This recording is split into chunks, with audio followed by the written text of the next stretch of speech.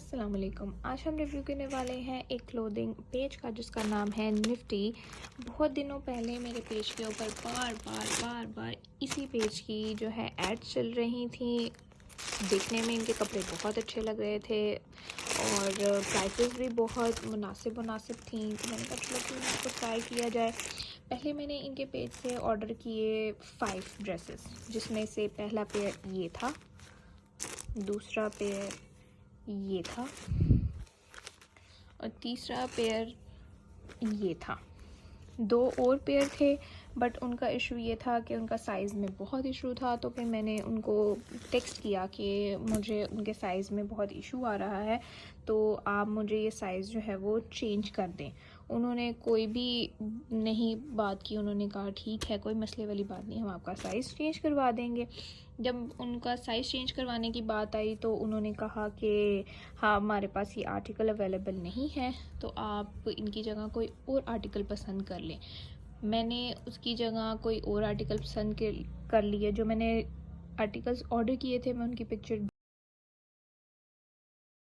भी लगा दूंगी इसके अंदर, आप वो भी देख सकते हैं। उसके बाद मैंने एक और आर्टिकल ऑर्डर किया उन्हीं प्राइस के अंदर।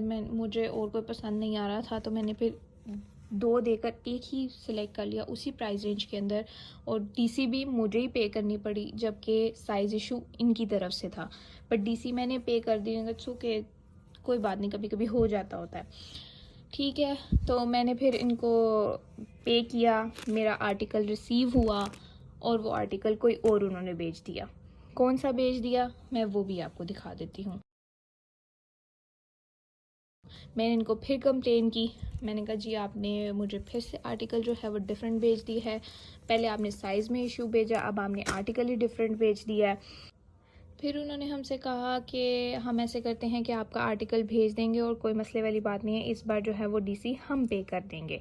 मुझे थोड़ा सा गुस्सा आया पहले कि क्या मसला है, बार बार मैं इस चीज़ को करूं। मैंने उनको कहा भाई मुझे आपका कपड़े चाहिए ही नहीं है, और उनका स्टफ़ भी इतना कोई अच्छी क्वालिटी का नहीं था। Like they was very okay, local कपड़े बिल्कुल लग रहे थे। मैंने उनको कहा कि भाई मुझे नहीं चाहिए इतने महंगे कपड़े, आप ऐसे करें कि आप मेरी ना पेमेंट मुझे वापस कर दें और अपना ड्रेस जो है ना पिक कर लें। उन्होंने कहा ठीक है, कोई मसला नहीं है, आप जो है हमें भिजवा दें, ये पार्सल करवा दें वापस, और आपकी पेमेंट जो है वो हम आपको ड्रेस रिसीव होते ही जो है वो भिजवा देंगे जिस अकाउंट में आप चाहेंगे।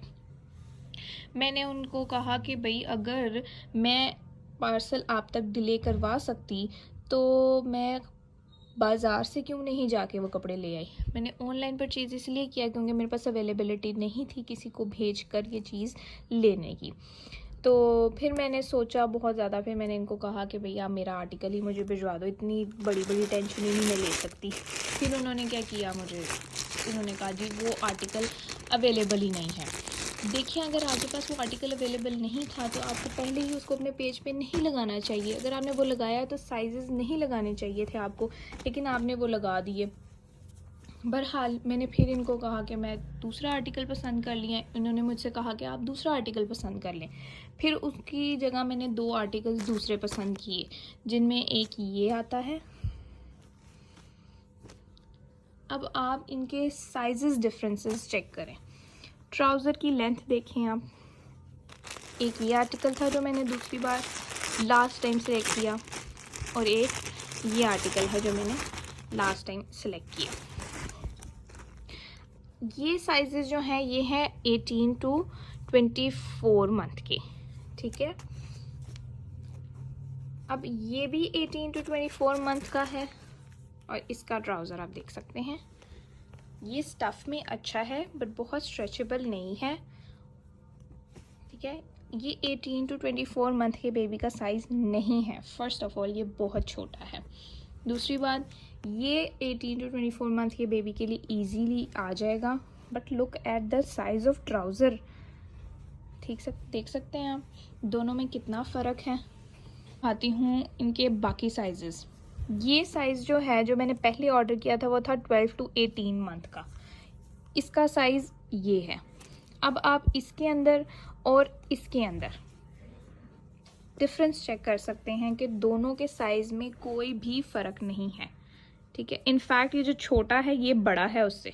ये 12 टू 18 मंथ है और ये 18 टू 24 मंथ है, जबकि इसको बड़ा होना चाहिए इसकी निस्बत, और ये साइज़ में लंबा है, बड़ा है, और ये स्ट्रेचेबल मटेरियल है, ये ब्रेथेबल मटेरियल है, ये गर्मियों के लिए अच्छा रहेगा बच्चों के।